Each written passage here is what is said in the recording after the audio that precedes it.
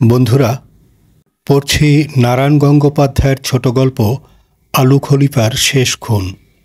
গল্পটি ভালো লেগে থাকলে লাইক, কমেন্ট, শেয়ার করতে ভুলবেন না।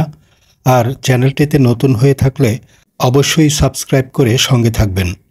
চলুন তাহলে শোনা যাক নারায়ণ গঙ্গোপাধ্যায়ের ছোট গল্প আলু খলিফার শেষ খুন।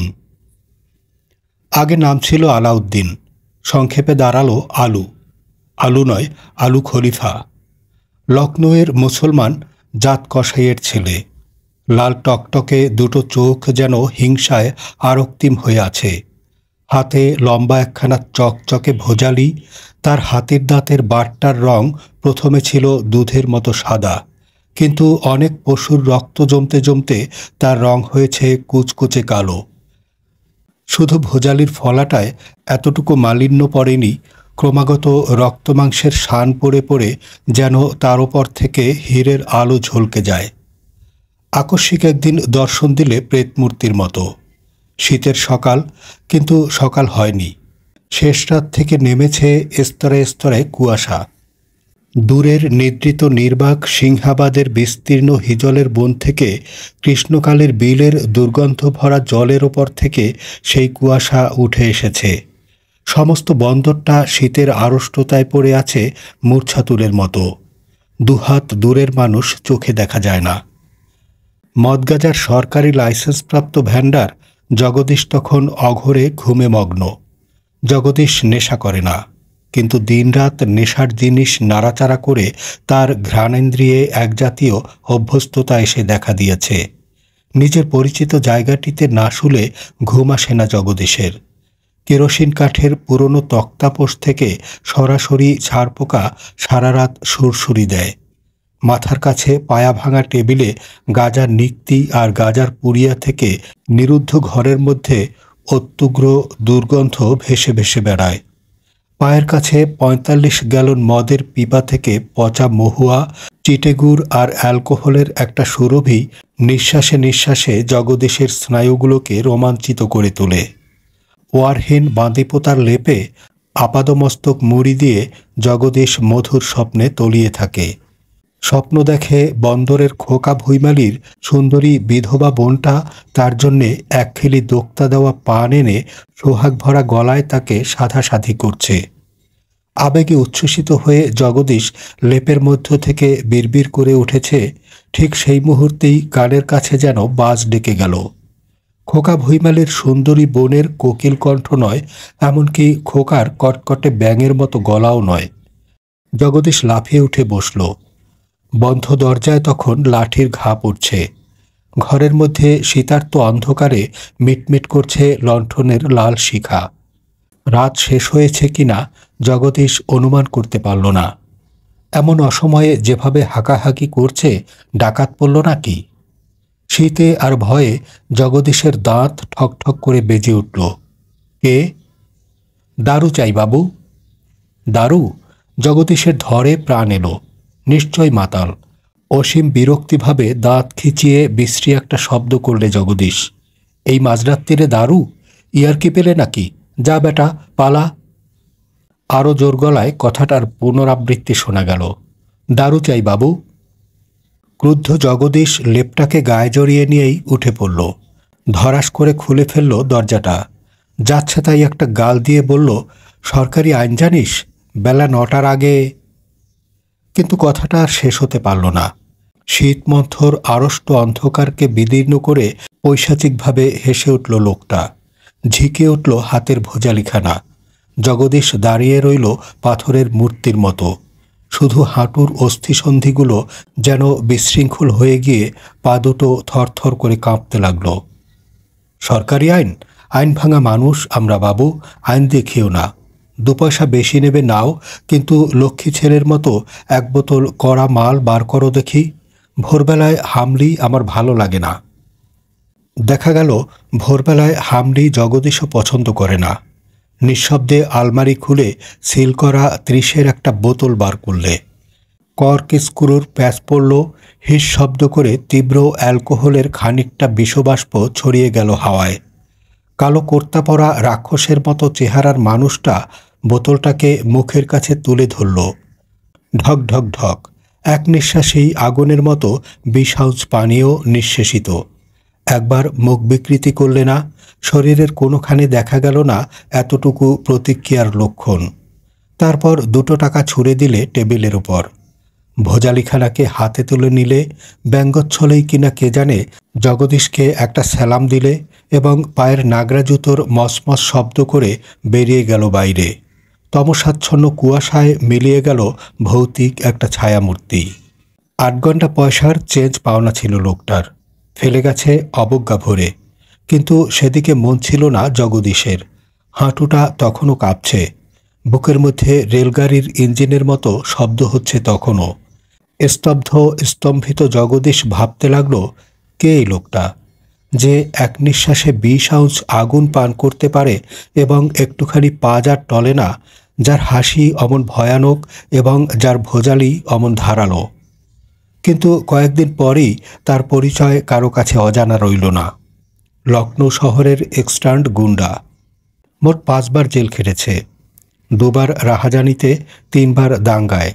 অবশ্য বয়সে ভাটা পড়েছে এখন। দাঙ্গা রাহাজানি আলুর আর ভালো লাগে না। ছোট একটা মাংসের দোকান বসিয়ে নির্বিঘ্নে কয়েকটা শান্তিপূর্ণ দিন যাপন করবার বাসনাই তার ছিল। কিন্তু পুলিশের বুদ্ধি একটু ভোঁতা, সব জিনিসই বোঝে কিছু দেরিতে। অতএব সারা জীবন উন্মত্ততার মধ্যে কাটিয়ে যখন প্রৌঢ়ত্বে নখদন্তগুলোকে সে আচ্ছাদিত করবার চেষ্টায় আছে, সেই সময়ই তার উপর এক্সটার্নমেন্টের অর্ডার এলো। প্রথমে ভেবেছিল মানবে না আইনের শাসন, লুকিয়ে থাকবে এদিকে ওদিকে। কিন্তু বৈচিত্র্যের লোভ, পৃথিবীকে ভালো করে দেখবার একটা মোহ তার মনকে আচ্ছন্ন করে দিলে। এই লখনৌ শহর, নবাবী আমলের বাগবাগিচা, চকবাজার, এর বাইরে কোনো পরিধি কত বড় বিস্তীর্ণ জগৎ। লখনৌয়ের লুহাওয়া ঘূর্ণিঝড় উড়িয়ে ডাক পাঠালো আলু খলিফাকে। ট্রেন ছুটে এলো কলকাতায়। ক্যানিং স্ট্রিটের এক খোলার ঘরে গ্রেট মোগলাই হোটেল। সেই হোটেলের ম্যানেজার একদিন খুন হয়ে গেল। ফুসফুসের মধ্যে ভোজালির ধারালো ফলা বেঁধে গেছে আদ্যন্ত। আলু খলিফার কিছু হাত ছিল কিনা, অথবা কতখানি হাত ছিল ভগবান বলতে পারেন। কিন্তু পুলিশ আবার পেছনে লাগলো। আলুকে কলকাতা ছাড়তে হলো। তারপর ঘুরতে ঘুরতে সে এসে পড়েছে এক পাণ্ডব বর্জিত দেশে। উত্তর বাংলার এক প্রান্তে মাঝারি গোছের একটা গঞ্জ। ফাঁকা মাঠের মধ্য দিয়ে ক্ষীণস্রোতা পাহাড়ি নদী বয়ে চলেছে সরীসৃপ গতিতে। বাবলা গাছের ডালে বসে আছে শঙ্খচিল। এপারে ছোটগঞ্জ, বাঙালি আর হিন্দুস্তানি ধান ব্যবসায়ীর উপনিবেশ। ওপারে ঢালু ব্রহ্মডাঙ্গা, শস্যহীন কুশ আর কাঁকরে আকীর্ণ। তারই ভেতর দিয়ে গরুর গাড়ির ধূলিমলিন পথ চলে গেছে 16 মাইল দূরের রেল স্টেশনে। ছোট বড় রাঙামাটির টিলার উপরে বিচ্ছিন্ন তালগাছগুলো নিঃসঙ্গতার বিরাট ব্যঞ্জনা। আলু খলিফার ভালো লাগলো জায়গাটা। আকাশে বাতাসে, ভাষায় মানুষে আর সীমাহীন শূন্যতার কোথায় যেন তার দেশের সঙ্গে মিল আছে এর। তাছাড়া ফেরারির পক্ষে এর চাইতে নিরাপদ জায়গা আর কি কল্পনা করা চলে। সংসারে অবলম্বন তার 2টি ছেলে, দুজনেই গেছে যুদ্ধ করতে। কোনোদিন ফিরবে কিনা কেউ জানে না। সুতরাং স্বচ্ছন্দ মনে জীবনের বাকি দিন কটা এখানে বানপ্রস্থ যাপন করতে পারে আলু খলিফা। দিন কয়েকের মধ্যেই বন্দরের একপাশে গড়ে উঠল ছোট একটা মাংসের দোকান। যে ভোজালি সে রাগের মাথায় গ্রেট মোগলাই হোটেলের ম্যানেজারের বুকে বসিয়ে দিয়েছিল এবং অন্তত 7টি মানুষের রক্তকণিকা যার বাঁটে অনুসন্ধান করলে খুঁজে পাওয়া যায়, সেই ভোজালি দিয়ে কচকচ খাসির গলা কাটতে শুরু করে দিলে। মানুষ আর খাসির মধ্যে তফাৎ নেই কিছু, কাটবার সময় একই রকম মনে হয়। তাছাড়া প্রথম মানুষ মারবার যে উত্তেজনা, লখনৌ শহরে 2-3টে সাম্প্রদায়িক দাঙ্গার পরে সে উত্তেজনা ভোঁতা হয়ে গেছে। মানুষ কাটলে ফাঁসির ভয় আছে, কিন্তু পশুর বেলায় তা নেই। অতএব অর্থকরী এবং নিরাপদ দিকটাই বেছে নেওয়া ভালো। বেশ অভ্যস্ত হয়ে গেছে নতুন জীবন। দৈনিক একটা খাসি, কখনো বা একটা বকরি জবাই দেয় আলু। রুদ্ধকণ্ঠ পশুটার শ্বাসনালী বিদীর্ণ করে দেয় তীক্ষ্ণধার ভোজালি। তীরের মতো ধারায় ছুটে যায় রক্ত, মুমূর্ষ অহিংস জীবন মাটিতে লুটিয়ে ছটফট করে। অদূরে দাঁড়িয়ে পরিতৃপ্ত চোখে আলু লক্ষ্য করে তার মৃত্যু যন্ত্রণা। রক্ত আর ধুলোর মিলিত কটু গন্ধ ছড়িয়ে যায় আকাশে। খসখস করে চলতে থাকে অস্ত্র। তারপর দড়ি ঝোলানো ছোট বড় মাংসখণ্ড ক্রেতাদের লোভ বর্ধন করে। কত করে শের ও খলিফা? 12 আনা। 12 আনা? এ যে দিনে ডাকাতি। ডাকাতি? আলু খলিফা হাসে। ডাকাতির কি জানে এরা, বোঝেই বা কতটুকু। করকরে খানিকটা প্রবল হাসিতে মুখরিত করে দেয় চারদিক। সেরা খাসি বাবু, থকথকে তেল। কলকাতা লখনৌ হলে শের হতো 2.5 টাকা। নানা জাতের খদ্দের আসে। হিন্দুস্তানি নিরামিষাশী ব্যবসাদারেরা লোক পাঠিয়ে গোপনে মাংস কেনে। কাঁধে কাছিন ঝুলিয়ে বাঁশের দোলায় শুয়োর নিয়ে হাট ফিরতি ওরাও, তুড়ি কিংবা সাঁওতালেরাও একাচ্ছের মাংস নিয়ে যায়। ভোজালির আঘাতে ক্ষতবিক্ষত মাংস কাটা কাঠটার নিচে জমে ওঠে রক্তমাখা সিকি আধুলি 1 টাকার নোট। 12টার মধ্যেই বিক্রিবাটা শেষ হয়ে যায় আলু খলিফার। সন্ধ্যায় জগদীশের দোকান। 1 বোতল 30-এর মদ, ছিলিম 3 গাঁজা। জগদীশের সঙ্গে আলুর প্রগাঢ় বন্ধুত্ব আজকাল। এরকম শাঁসালো খরিদ্দার দুর্লভ। বন্ধুত্বের নিদর্শন স্বরূপ মাঝে মাঝে আলু জগদীশকে মাংস খাওয়ায়। রাত ঘন হয়ে আসে। গ্রাম বন্দরের দোকানগুলো একটার পর একটা ঝাঁপ বন্ধ করে দেয়। মদের দোকান থেকে ফিরে আসে আলু। কোনোদিন খাওয়া হয়, কোনোদিন হয় না। রক্ত আর ক্লেদের উপরে স্যাঁতসেঁতে চট বিছিয়ে আলু তার উপরে এলিয়ে পড়ে। বাসি মাংসের গন্ধ ঘরময় ভেসে বেড়ায়। হাওয়াতে দড়ি বাঁধা খাসির শেষাংশটুকু ঘড়ির পেন্ডুলামের মতো এদিকে ওদিকে দুলতে থাকে। নদীতে হিন্দুস্তানি মাল্লাদের ঢোলের শব্দ আর উদ্দাম চিৎকার শান্ত হয়ে আসে। শুধু বালুচরে থেকে থেকে গাং শালিক কেঁদে ওঠে, টিট্টি টিট্টি হট্টি টিটি। আলু খলিফা স্বপ্ন দেখে লখনৌ শহরের। দাঙ্গা বেঁধেছে, আল্লাহু আকবর, লাঠির ঠকাঠক শব্দ, মানুষের চিৎকার, লেলিহান আগুন। হাতের ভোজালি বাগিয়ে ধরে ভিড়ের মধ্যে ঝাঁপিয়ে পড়ল রক্তলোলুপ বন্য পশুর মতো। বিদ্যুতের মতো ঝলকে উঠল ভোজালি। খাসির গলা নয়, মানুষের বুক। ফিনকি দিয়ে রক্ত এসে আলুর দুখানা হাতকে রাঙিয়ে দিয়েছে। জগদীশ ছাড়া আরও 2টি বন্ধু জুটেছে আলু খলিফার। একটি ছোট মেয়ে, রামদুলারি তার নাম। তার বাপ বাজারে কি এক হালুয়াই দোকানের কারিগর। মাংস কিনতে আসে না, মাংস কিনবার পয়সা নেই। মাঝে মাঝে দূরে দাঁড়িয়ে লোলুপ দৃষ্টিতে তাকায়। স্নেহ ভালোবাসা বলে কোনো জিনিস নেই আলুর জীবনে। তবু সেই মেয়েটাকে তার ভালো লাগলো। বছর 5-6 বয়স, একমাথা ঝাঁকড়া চুল, কালো রঙের ওপরে সুঠাম মুখশ্রী, গলায় কাচের মালা। হাটের শেষে একটা কেরোসিনের টেডি জ্বালিয়ে রাত করে পয়সা খুঁজে বেড়ায়। কি পায় কে জানে, কিন্তু সাধনার বিরাম নেই। আলুই নিজে থেকে যেচে আলাপ করে নিয়েছে ওর সঙ্গে। প্রথম প্রথম কাছে আসতে চায়নি। রক্তমাংসের মাঝখানে ওই অস্ত্রধারী ভয়ঙ্কর মানুষটাকে দেখে ছুটে পালিয়ে গেছে। আস্তে আস্তে তারপরে সহজ হয়ে এসেছে সমস্ত। সকালে ঝাঁকড়া চুল দুলিয়ে দেখা দেয় ধুলিমলিন রামদুলারি। আজকে কটা বকরি বানালে চাচাজি? দুনিয়ার তামাম মানুষ বকরি হয়ে গেছে বেটি, তাই বকরি আর বানাই না। তাহলে তো দেশভর লোককে জবাই করতে হয়, তাই খাসি কেটেছি। রামদুলারি কথাটা বুঝতে পারে না। বড় বড় বিস্ফারিত চোখে খানিকক্ষণ তাকিয়ে থাকে চাচাজির মুখের দিকে। বলে, দুনিয়ার সব লোক বকরি? বকরি বই কি, কিন্তু সে থাক। মাটিয়া লিবি বেটি? এই নে, ভালো মাটিয়ে রেখেছি তোর জন্যে। 1 পোয়া 8 পোয়া মোটে প্রকাণ্ড মুঠিতে যা ওঠে, কলাপাতার ঠোঙায় করে রামদুলারির হাতে তুলে দেয় আলু খলিফা। ভালো লাগে রামদুলারিকে। ভালো লাগে এই দাক্ষিণ্যটুকু। বাংলাদেশের মাটিতে পা দিয়ে বাংলার স্নেহস্নিগ্ধ কোমলতা তার চেতনায় মায়া ছড়িয়েছে। মাঝে মাঝে মনে হয় নিজের একটা মেয়ে থাকলে খুশি হতো সে। আর একটি বন্ধু জুটেছে, তার নাম বংশীধর। আরতদার মহাবীর প্রসাদের ছেলে। 20-22 বছর বয়স। এর মধ্যেই সব রকম নেশায় সিদ্ধহস্ত। আলুকে সে তার দোসর করে নিয়েছে। ফলে এই হয়েছে যে জগদীশের দোকানে আলুকে আর গাঁটের পয়সা করেই খরচ করতে হয় না। বংশীধর নিয়মিত তার নেশার খরচ যোগায়। হাতে প্রকাণ্ড ভোজালি নিয়ে বংশীধরের দেহরক্ষীর মতো তার সঙ্গে সঙ্গে ঘুরে বেড়ায় আলু খলিফা। চরিত্রগুণে বংশীধরের শত্রুর অভাব নেই, কিন্তু তার সহচরের দিকে চোখ পড়তেই শত্রুপক্ষের যা কিছু প্রতিদ্বন্দ্বিতা সব প্রশমিত হয়ে যায়। অত্যন্ত খুশি হয় বংশীধর, বলে, 50 টাকা মাইনে দেব তোমাকে খলিফা, তুমি আমার খাস বরকন্দাজ বনে যাও। প্রকাণ্ড মুখে করকরে হাসি হাসে আলু খলিফা। কোনোদিন গোলামি করিনি, আজও করব না, তুমি আমার দোস্ত আছো এই ভালো।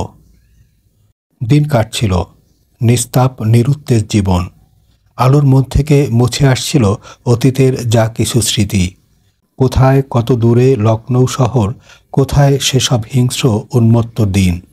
চোখ বুজে ভাবতে গেলে সত্যকেই এখন স্বপ্ন বলে বিভ্রম এসে যায়। এই ঝাঁপ ফেলা ছোট দোকান, সামনে বন্দর টিনের চাল, খড়ের চাল, ছোট ছোট ফরিয়া আর পাইকার, সকলের উপরে জেগে আছে মহাবীর প্রসাদের হলদে রঙের দোতলা বাড়িটি। প্রতিদিনের চেনা নির্বিরোধ সমস্ত মানুষের মুখ, ধুলোর গন্ধ, বেনিতি মশলার গন্ধ, খাসির রক্ত আর বাসি মাংসের গন্ধ, জগদীশের দোকানে মদের গন্ধ। বাবলা গাছের তলা দিয়ে কাঁকর আর কুশের তীক্ষ্ণাগ্রে আকীর্ণ দিকপ্রান্তের মধ্য দিয়ে তেমনি করে বয়ে যায় ক্ষীণস্রোতা নদী। নিশীথ রাত্রে তেমনি করে গাংশালিকের ডাক, টিটি টিটি হট্টি টিটি। মায়া বসে গেছে এখানে, মায়া বসে গেছে এখানকার স্বল্পাবর্তিত সংকীর্ণ জীবনের উপরে। স্বপ্নের মধ্যে সহস্র গলার আল্লাহু আকবর আর রক্তকে ফেনিল করে তোলে না। রামদুলারির মিষ্টি হাসি আর কচি মুখখানা ভেসে বেড়ায় চোখের সামনে। বয়স বেড়েছে আলু খলিফার। নিত্যসঙ্গী ভোজালির চওড়া ফলাটা ক্ষয়ে এসেছে, আর তেমনি করে দিনের পর দিন ক্ষয়ে যাচ্ছে মনের সেই পাশবিক উগ্রতা, সেই আদিম হিংস্রতার খর নখরগুলো। দিন কাটছিল, কিন্তু আর কাটতে চায় না। বাংলাদেশে মন্বন্তর এলো। পূর্ব দিগন্ত থেকে, পশ্চিমের রণাঙ্গন থেকে কার একখানা আকাশজোড়া মহাকায় থাবা বাংলাদেশের ওপরে এসে পড়ল। নেই নেই নেই, তারপরে কিছুই নেই। তার ওপরে দেখা গেল শুধু একটা জিনিস মাত্র অবশিষ্ট আছে, সে মৃত্যু, প্রতিকারহীন, উপায়হীন তিল তিল মৃত্যু। প্রথম প্রথম সবিস্ময়ে জিজ্ঞাসা করত আলু খলিফা, দেশের একই হাল হলো ভাই? সংক্ষিপ্ত উত্তর আসত, যুদ্ধ। যুদ্ধ, জং, কিন্তু জং তো আজকের দিনের ব্যাপার নয়। তারই 2 ছেলে তো জঙ্গি হয়ে জার্মান ঘায়েল করতে গেছে। এতদিন এই সর্বাঙ্গীন অভাব কোথায় লুকিয়েছিল? তাছাড়া ছোটোখাটো যুদ্ধ সেও না করেছে এমন নয়। সেই সব দাঙ্গা, লাঠের শব্দ, মশালের আলো, যুদ্ধ ছাড়া আর কি হতে পারে? কিন্তু এমন সর্বব্যাপী অভাবের মূর্তি তো চোখে পড়েনি কখনো। খাসির দর বাড়ল, মাংসের দর বাড়ল। 1 পোয়া 8 পোয়ার খদ্দেররা আর এ পথ মারায় না। দলে দলে দেহাতি লোক বন্দরে আসে, ভিক্ষা চায়, কাঁদে, হাটখোলার পাশে পাশে পড়ে মরে যায়। দিনের বেলাতেই শেয়াল কুকুরে মরা খায় এখানে ওখানে। যুদ্ধ নেই, নেই, কিছুই নেই। সাধারণ মানুষ যেন মৃত্যুর সঙ্গে মুহূর্তে মুহূর্তে লড়াই করে দিন গুজরান করে। এক আচ্ছা তামাশা, এও এক জং। আলু খলিফার বুকের রক্ত চঞ্চন করে ওঠে উত্তেজনায়। প্রতিপক্ষকে যেখানে চোখে পায় না, অথচ যার অলক্ষ্য মৃত্যুবান অব্যর্থভাবে হত্যা করে চলেছে, তাকে হাতের কাছে পাওয়ার জন্যে একটা হিংস্র কামনা অনুভব করে আলু। 1 পোয়া 8 পোয়ার খদ্দের নেই, কিন্তু 2 8 খদ্দের বেড়েছে। একটার জায়গায় 2টো খাসি জবাই করতে হয়, হাটবারে 4টে। আলু একা মানুষ, অভাববোধ তার কম, তবুও অভাব এসে দেখা দিয়েছে। দামি মাংসের দামি খদ্দের বেড়েছে। জগদীশের দোকানে সন্ধ্যায় আর বসবার জায়গা পাওয়া যায় না। বংশীধর টাটকা সিল্কের পাঞ্জাবি পরে, দোক্তা দেওয়া পান চিবোয়, মদের জন্যে নির্বিকার মুখে নোটের পর নোট বার করে। সমস্ত জিনিসটা গোলকধাঁধা বলে মনে হয় যেন। এত টাকা বেড়েছে বংশীধরের, টাকা বেড়েছে হনুমান প্রসাদের, টাকা বেড়েছে আড়তদার গোলাম আলীর, কিন্তু এত মানুষ না খেয়ে মরে যায় কেন? দাঙ্গায় মানুষ মারতে ভালো লাগে, যে মানুষের রক্ত উদ্বেলিত, হৃৎপিণ্ড উত্তেজনায় বিস্ফারিত, কিন্তু যাদের অস্থির দেহ টুকরো টুকরো করে কাটলেও এক বিন্দু ফিকে জলো রক্ত বেরিয়ে আসবে না, তাদের এই মৃত্যু দুঃসহ বলে মনে হয়। আলু খলিফার অস্বস্তি লাগে। বংশীধর আজকাল বিষয়কর্মে মন দিয়েছে, প্রায় বাইরে থাকে, শহরে যায়, স্টেশনে যায়, আরও কোথায় ছুটে বেড়ায়।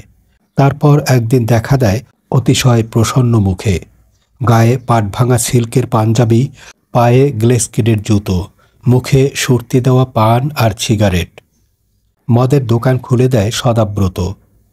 তারপরে, তামাম চিজ পাচ্ছ তো খলিফা? কই আর পাচ্ছি, বোকার মতো মুখ করে তাকায় আলু খলিফা। বড় বড় দুটো আলুর মতো আরক্তিম চোখ মেলে তাকিয়েই থাকে বংশীধরের পানের কষ রাঙানো পুরু পুরু ঠোঁটের দিকে। ভাই, এ কি হলো বাংলা মুলুকের হালচাল? পুরনো প্রশ্নের পুরনো জবাব সংক্ষেপেই দেয় বংশীধর, লড়াই। লড়াই? কিন্তু তোমরা এত টাকা পাচ্ছ কোথা থেকে? খোদা মানো, যাকে দেয় ছাপ্পর ফুঁড়ে দেয়।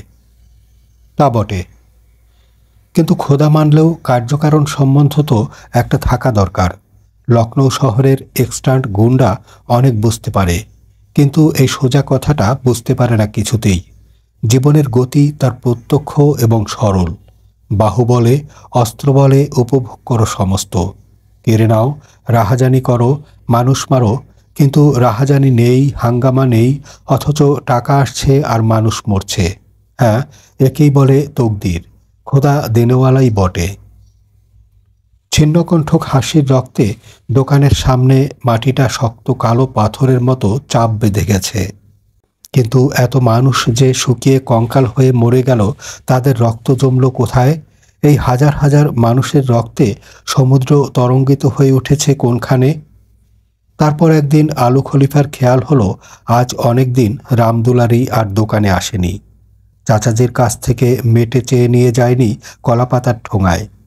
কি হলো রামদুলালির? মনে পড়ল শেষ যেদিন এসেছিল সেদিন মেটে চায়নি, চেয়েছিল আতসের চাল। চাচাজি, কাল সারাদিন আমাদের খাওয়া হয়নি। 12 আনা দিয়ে আলু চাল কিনে দিয়েছিল রামদুলারিকে, কিন্তু পরদিন থেকে আর আসেনি রামদুলারি। নানা বিড়ম্বনা, বন্দরের পথে ঘাটে মরা, সন্ধ্যায় জগদীশের দোকানে বংশীধরের টাকায় মদের অঢেল স্রোত। কালো মেয়েটার কথা ভুলেই গিয়েছিল একেবারে, কিন্তু সকালে দোকানের ঝাঁপ খুলতে গিয়ে সমস্ত মনটা খারাপ হয়ে গেল। সাতনারায়ণ হালুইয়ের ঘর বন্দরের বাইরে। আলু বেরিয়ে পড়ল রামদুলারির সন্ধানে। সাতনারায়ণের অবস্থা খারাপ, কিন্তু এত যে খারাপ আলু তা জানত না। ভাঙা খেসরা ঘর দাঁড়িয়ে আছে অসহায়ভাবে। নদীর বাতাসে তার চালটা কাঁপছে ঠকঠক করে। বারান্দায় একটা ভাঙা খাটিয়া, তার উপরে আছাড়ি পিছাড়ি কাঁদছে সাতনারায়ণ হালুইয়ের বউ। রামদুলারি কাহা, রামদুলারি? সাতনারায়ণের বউ আরও তারস্বরে চেঁচিয়ে কেঁদে উঠল। নামজাদা গুন্ডা আলু খলিফার বুক কাঁপতে লাগল। জীবনে এই প্রথম ভয় পেয়েছে, এই প্রথম আশঙ্কায় তার গলা শুকিয়ে কাঠ হয়ে এসেছে।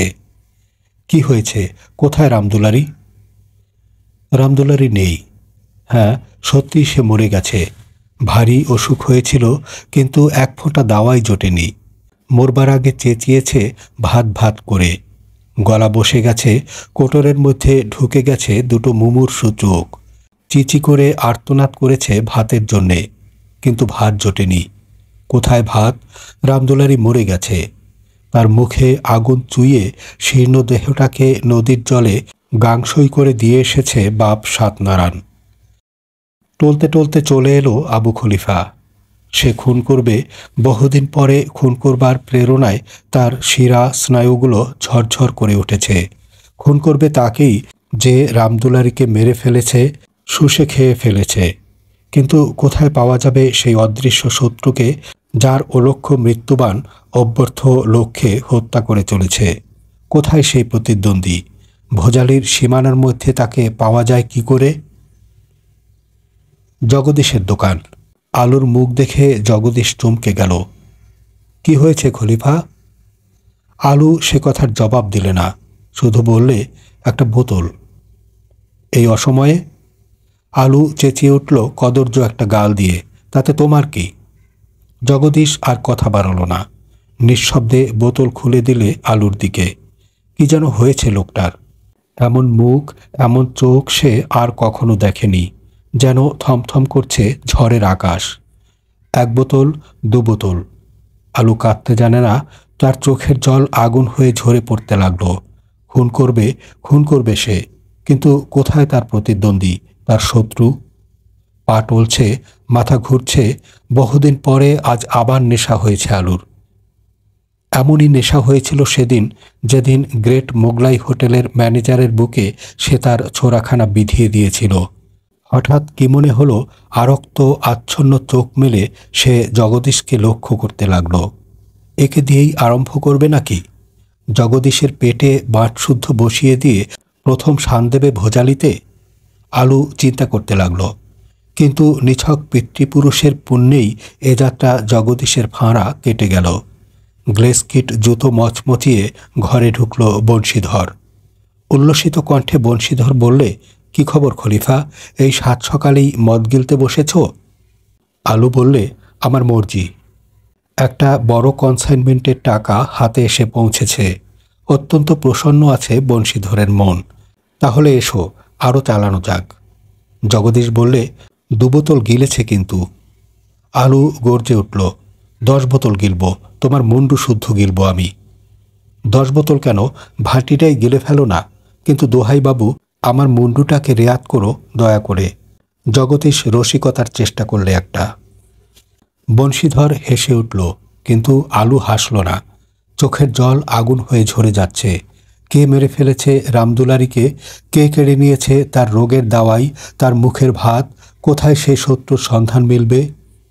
বোতলের পর বোতল চলতে লাগল। শরীরে আর রক্ত নেই, বয়ে যাচ্ছে যেন তরল একটা অগ্নি নিঃস্রাব। বংশীধরের কাঁধে ভর দিয়ে জীবনে এই সর্বপ্রথম আলু মদের দোকান থেকে বেরিয়ে এলো। এই প্রথম এমন নেশা হয়েছে তার। এই প্রথম তার পরের ওপরে নির্ভর করতে হয়েছে। চলতে চলতে আলু জড়ানো গলায় বললে, বলতে পারো দোস্ত, চাল গেল কোথায়? চাল? বংশীধরের নেশাচ্ছন্ন চোখ দুটো পিটপিট করতে লাগল। অর্ধচেতন এই মানসিক অবস্থায় আলু অনেকখানি বিশ্বস্ত হয়ে উঠেছে তার কাছে। একটা বিচিত্র রহস্য উদ্ঘাটন করতে যাচ্ছে এমনই ফিসফিস করে চাপা গলায় বংশীধর বললে, দেখবে কোথায় চাল? দেখব। প্রতিটি রোমকূপে অগ্নিস্রাব যেন লক্ষ লক্ষ শিখা মেলে দিয়েছে। দেখব আমি। বংশীধরের অন্ধকার গুদামের ভেতর থেকে একটা তীব্র আর্তনাদ। লোকজন ছুটে এলো ঊর্ধ্বশ্বাসে, দরজা ভেঙে ভেতরে ঢুকল। পাকার চালের বস্তার উপরে চিত হয়ে পড়ে আছে বংশীধর। রক্তে ভেসে যাচ্ছে চারদিক। আর তারই হাঁটুর ওপরে বসে ভোজালি দিয়ে নিপুণ কসাইয়ের মতো আলু খলিফা তার পেটটাকে ফালা ফালা করে কাটছে। বংশীধরের মেটে বার করবে সে। মানুষ আর খাসির মধ্যে কোনো তফাৎ নেই, কাটতে একই রকম লাগে। এতদিন ঘাতকের মতো মানুষের প্রাণ নিয়েছে আলু খলিফা, কিন্তু কেউ তার কেশাগ্রও স্পর্শ করতে পারেনি। কিন্তু যেদিন সে খুনের প্রথম অধিকার পেল, সেদিনই সে ধরা পড়ল পুলিশের হাতে। শুনলেন নারায়ণ গঙ্গোপাধ্যায়ের ছোট গল্প আলু খলিফার শেষ খুন। যারা এতক্ষণ ধৈর্য ধরে গল্পটি শুনেছেন, সবার প্রতি কৃতজ্ঞতা ও ভালোবাসা। সবাই সুস্থ থাকুন, ভালো থাকুন, গল্প বাতায়নের সঙ্গে থাকুন।